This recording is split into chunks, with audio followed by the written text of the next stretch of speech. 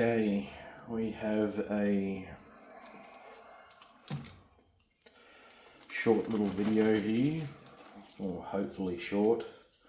I'm going to be basically taking these parts of the muzzle brake out of the ultrasonic cleaner. I know that I said I'd do a full video on the load development for the 6.5 Creedmoor and the 147 ELDMs, but everything that I've had to do with that has been at basically rush pace, which has stopped me from doing a lot of videos with that stuff, just due to the timing of when the range was open and when I was able to get there. So I thought I'd do a short little video on this because I hadn't cleaned the muzzle brake like this previously. Okay, so what I did was I just filled the ultrasonic cleaner with water, basically up to the minimum amount. Then I had a couple of little Ziploc bags, as you saw, which I put some Helmar general purpose firearm cleaner in, just enough so that the parts were fully covered and submerged in the cleaner. I ran it for half an hour, come back, just taking it out. We'll give them a brush out and a blow off with some brake cleaner, just to get the solvent off them. And that seems to be cleaning this stuff out relatively easily. That is amazing, actually. And I'll give right down in there sort of just a wipe. Let's see if that cleans the stuff out that the toothbrush won't reach, which it is doing very easily, actually. Just bin this Q-tip.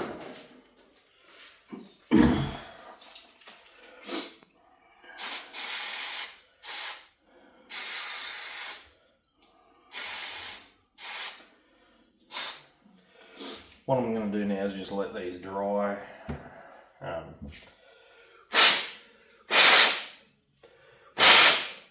don't have any compressed air. I do have a compressor over there, but I don't know where my actual fucking air nozzle is.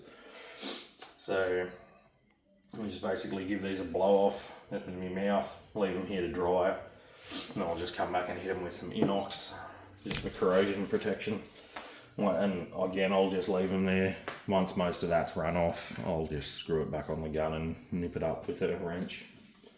Just make sure it's tight. I do have some targets over here. Like I was saying, I've shot most of the load development for the 6.5 Creedmoor, even though I said I was going to do a full series on it. Every time I've wanted to go out, something's come up. So then the next time I've had to go out, I've had not much time to load ammo and stuff like that. The range has also been closed a few weekends because they've had competitions like locking out the range for other users. I've done my standard load development with it. So I work up a powder charge with a 10-shot load development method, which is actually, it was quite a bit more than 10 shots, just in 0.2 grain increments.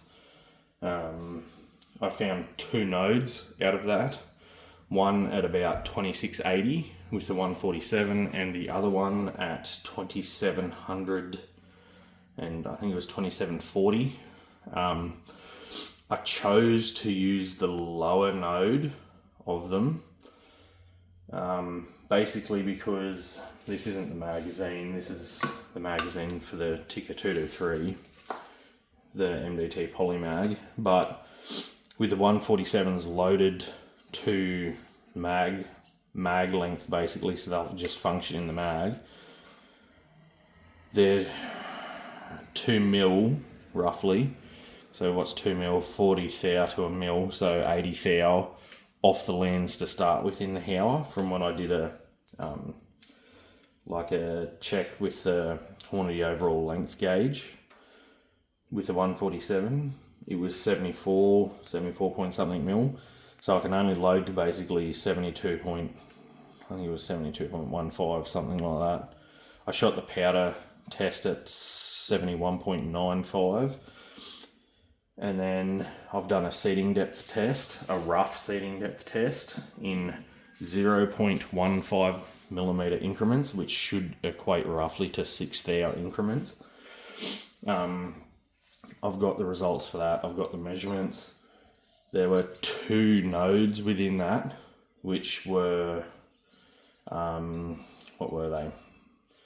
They were about 1/3 of an inch, both groups. So technically now I should go back and shoot 3 thou, reshoot them, plus 3 thou either side of them to now see if they're a stable node. So I might do a video on that. Although we are coming up to the end of the year where stuff gets busy at the range again, and then the range closes for about a month. So if I have time, I'll do a video loading that up, but it's pretty boring because my Creedmoor dies, I don't have the micrometer, the Forster micrometer seating die. I've only just got the standard bencher seating die, so it's a lot of fiddling just to get that 3 thou increment dialed in just with the normal seating adjuster. But let me see if I have these sitting here. Let me get behind the camera so that we can see this. Okay, so this was shot from the longest seating depth. I don't have the actual seating lengths written on here. Just that they were longest to shortest. I know what they are. Obviously, I've got them recorded on my phone. So that's not particularly amazing. It's over 1/2 inch. And all of this was shot round robin. So one shot of this, one shot of this, one shot of this, one shot of this, one shot of this, one shot of this. And there's a 7th group on a separate target over there, but obviously I can't hold it up at the same time. And then working back, the second shots of each one were shot for number 7, then 6, 5, 4, 3, 2, 1, and then 1, 2, 3, 4, 5, 6, all the way through to 7 again. So I shot round robin, just to minimize variables. So then we come over to here, so just under 1/2 inch for 3 shots, back to 3, and again these are roughly 15 thou increments. Then 4, this was looking amazing until this last shot. Then 5, so obviously I want to come back and I want to test 3 thou either side of that, because that's sub quarter. And then 6, so I'm predicting we might, technically I'd want 3 in a row, so 3 thou this way, 3 thou this way in like length seating depths, and then 6, and then where are we, 7, so that's pretty good as well. And then I thought I'd test this out, this way of cleaning the brake, which seems to work amazing, but it does. You're obviously using quite a bit of cleaner, but that's the advantage of this stuff, is it's a lot cheaper than anything else, but works as good as Vortec. I have come to the conclusion, because I was originally using the carbon instead of the general purpose. I was running the carbon cleaner. Let me make sure these are in focus again. I was running the carbon cleaner and the copper. Then after I ran out of the carbon cleaner, I switched to the general purpose just to see if I could get away with just running the general purpose instead of having to run the copper cleaner as well. You can't run both, but this is still significantly cheaper having to buy both, even in the big bottles, than it is to run Vortec. Vortec, for a bottle that is smaller than just one of these, is $90-something here in Australia now. These combined are $28 for the 2 of them. so significantly cheaper. I use it pretty much exactly the same way that the Vortec description is on their bottles for cleaning, their instructions. I run 4 wet patches of this, then I brush with this. I normally do quite a few strokes, reapplying every 20 strokes at the muzzle end. So I might run, say, 100 strokes with a nylon brush. That agitates enough and gives it enough time in the bore to do quite a bit of dissolving of the carbon, and it does clean copper, but not as good as this stuff. This stuff will always get more copper out of the bore afterwards. Then I do 4 more wet patches. I only leave it then for a couple of minutes, like literally 2 minutes. I dry patch this out just with a few patches, then I go back in with wet patches of this. I don't even brush with this. I leave that sit for 10 to 12 minutes. Then I come back and dry patch that out, and that will always have more copper coming out afterwards.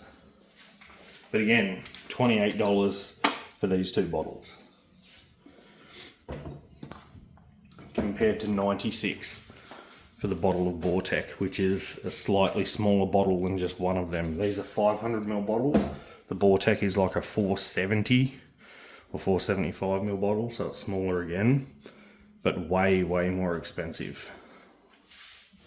I've also got their bore oil, which seems to work good. I just got another bottle of that because this one's getting quite low. If I don't do the reloading video, which is just fiddly anyway, trying to get the adjustments in, I might just take some footage at the range and then do a recap on the targets as well, and I can just have the range footage sort of playing in the background. But I'll wait for this to air dry for a bit, then I'll hit it with some inox like I said. Anyway, I'll catch you in the next one. Have a good day.